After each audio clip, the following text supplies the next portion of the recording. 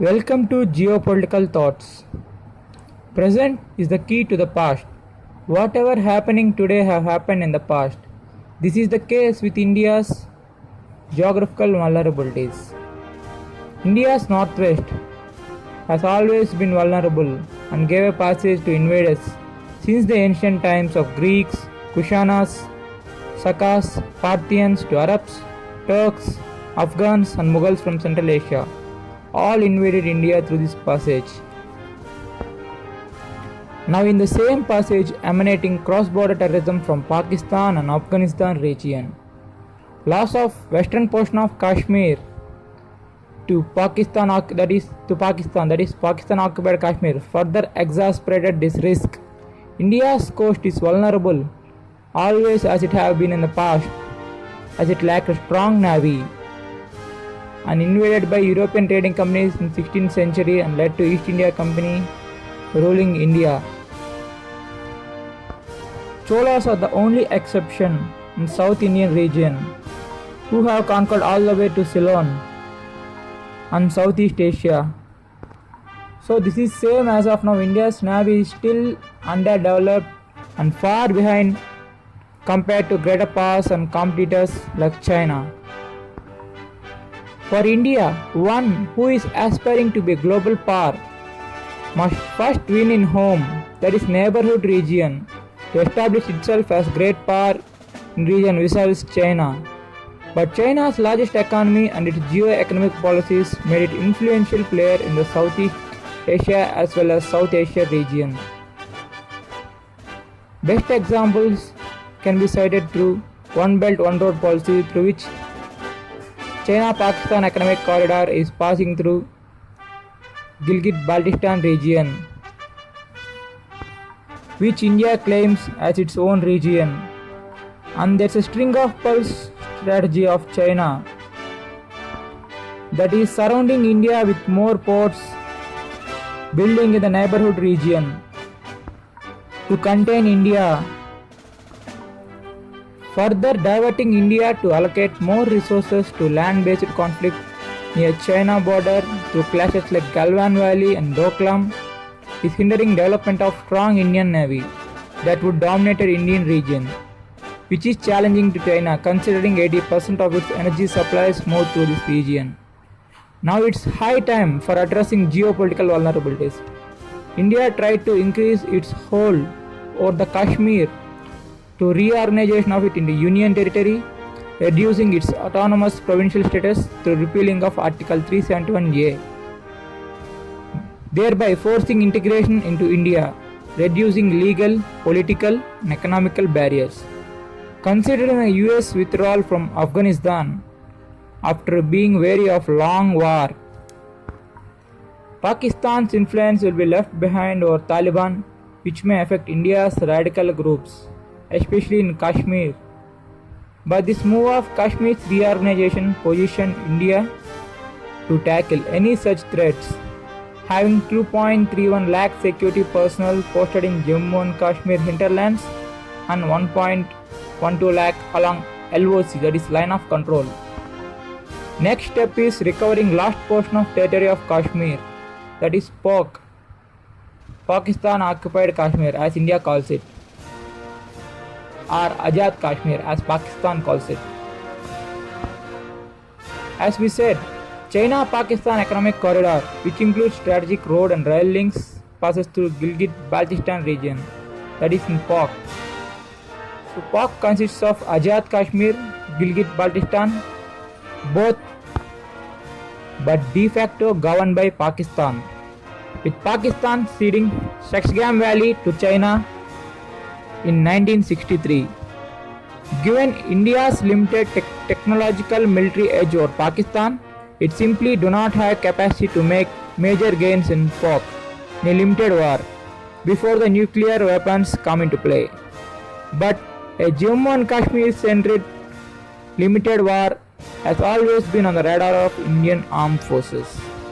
But due to China's high stakes in CPEC, major operations launched by India in Azad Kashmir and or Gilgit-Baltistan will force Beijing to open second front anywhere along LAC that is line of actual control. So there's a threat of true front war situation, that is from Pakistan and China near Aksai Chin and Arunachal Pradesh and near Pak region. Notwithstanding the Shia-Sunni divide in Gilgit-Baltistan, religion binds the people of Pak to Pakistan. The unrest stems from long-standing demand for autonomy. In the long term, it will be worthwhile for India to exploit these fault lines in pursuit of national interests. Now let us see India's naval strength, which can be seen during 1971 Indo-Pak War, which engaged naval, air and land warfare units to liberate Bangladesh from Pakistan.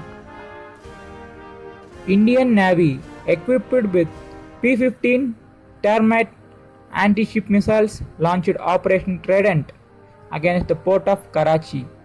In 1971, Karachi not only housed the headquarters of Pakistan Navy but also backbone of Pakistan's economy, as it served as the hub of Pakistan's maritime trade, meaning that any potential blockade of Karachi would be disastrous for Pakistan's economy. Missile ships bombed the Kemari oil storage tanks of the port, which were burnt and destroyed, causing massive loss to the Karachi harbour. Operation Trident was an enormous success. After this attack, Pakistan stepped up aerial surveillance of its coast, as the presence of large Indian Navy ships gave the impression that another attack was being planned. Pakistani warships attempted to outsmart the Indian Navy by mingling with merchant shipping. To counter these moves, Operation Python was launched. Most of the Karachi's oil reserves were lost, that is, 50% of the Karachi's total fuel reserves destroyed in the attack, inflicting damage in social and economic sector worth $3 billion. The operation damaged the Pakistani economy and hindered the Pakistan Navy's operations along the western coast. After the successful operations by Indian Navy, India had established complete control over the oil route from Persian Gulf to Pakistani ports. The Pakistan's Navy's main ships were either destroyed or forced to remain in the port. A partial naval blockade was imposed by Indian Navy on port of Karachi, and no merchant ship could approach Karachi. Shipping traffic to and from Karachi, Pakistan's only major port at that time, ceased. Within a few days after attacks on Karachi, Eastern Fleet of Indian Navy had success over the Pakistani forces in East Pakistan. As during the conflict, East Pakistan's naval ports were left defenseless, as Eastern Command of Pakistan had decided to fight war without the Navy. Faced with overwhelming opposition, the Navy planned to remain in the ports when the war broke out. By the end of the war, Indian Navy controlled the seas around both the wings of Pakistan, that is in Bay of Bengal as well as Arabian Sea. Though scenario is changed now with entry of nuclear power capabilities with both Pakistan and India, so they try to avoid full-scale war, which is damaging to both countries economically. But still, India's Navy is far superior to Pakistan's, but relatively weaker than Chinese Navy, which is the largest in the world, next to the US. India needs to allocate more resources to Navy for its modernization and to increase naval fleet to withstand Chinese might and establish itself in Indian Ocean and wider Indo-Pacific region. 21st century is definitely Asian one, but whether it will be Indian one or Chinese one depends on India's ability to address its geopolitical vulnerabilities.